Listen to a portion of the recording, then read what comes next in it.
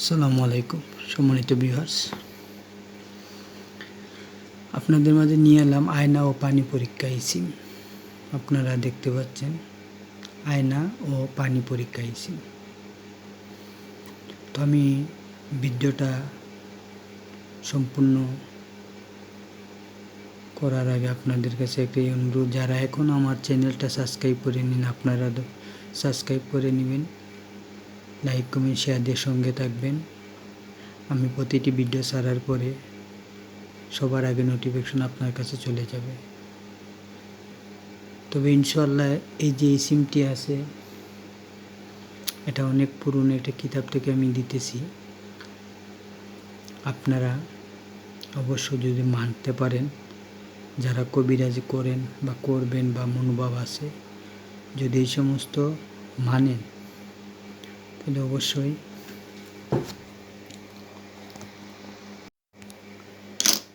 অবশ্যই আপনাদের এটা সফল হতে পারবেন। তো আমি আপনাদের মধ্যে দেখাচ্ছি, আপনারা দেখে যাবেন। যদি কোথাও ভুল টুল হয়, বুঝতে অসুবিধা হয়, আমাকে কমেন্ট করে জানাবেন। তো আপনারা দেখতে পাচ্ছেন এখানে আয়না ও পানি পরীক্ষা এসে,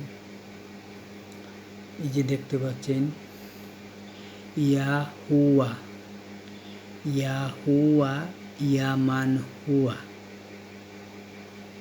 ইয়ামান লাইসা লাহু ইন্নাহুয়া। ঠিক আছে, 11 বার।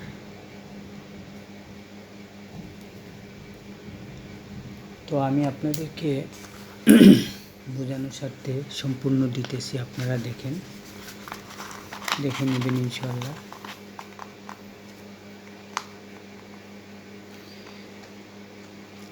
একটা বৃহস্পতিবার রাত,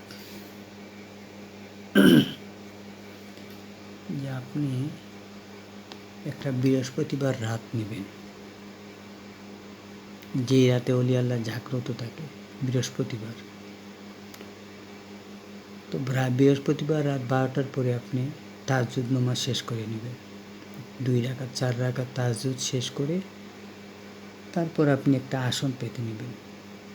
ঠিক আছে, তো ভিডিওটা কেটে কেটে দেখবেন না, নয়তো আপনারা সম্পূর্ণ বুঝতে পারবেন না।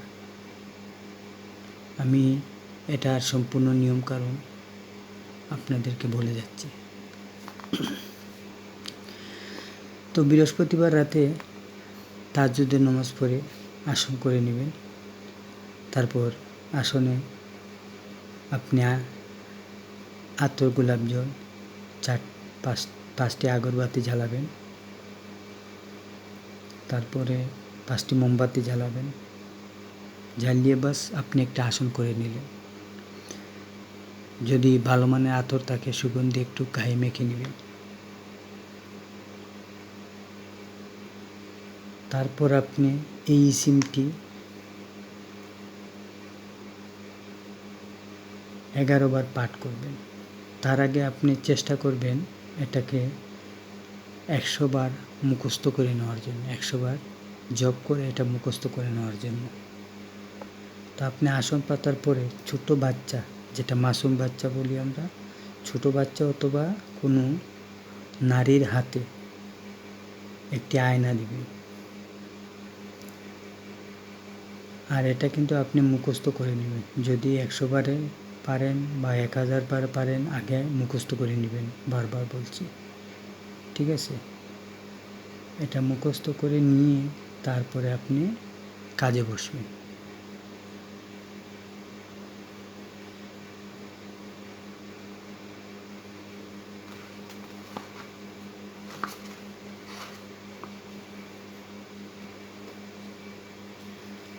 তো এটা আপনি মুখস্থ করার পরে একটা বাচ্চা, শিশু বাচ্চা অথবা নারীর হাতে দিয়ে 11 বার পাঠ করে আপনি আয়নাতে ফুঁক দিবেন।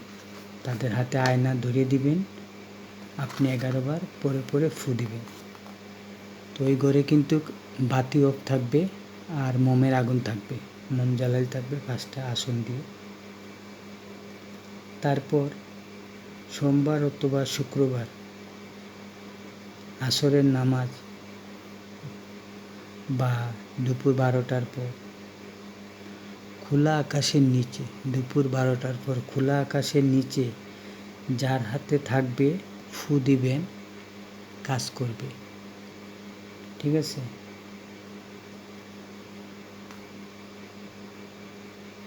তো যদি প্রথমবার আপনি 11 বার ইয়া হুয়া ইয়ামান হুয়া ইয়ামান লাইসা লাহু ইন্না হুয়া